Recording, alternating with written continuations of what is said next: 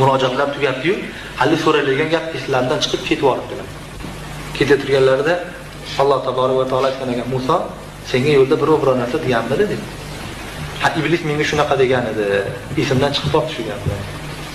Tavba qilsam Xudo qabul qilarmikin dedi.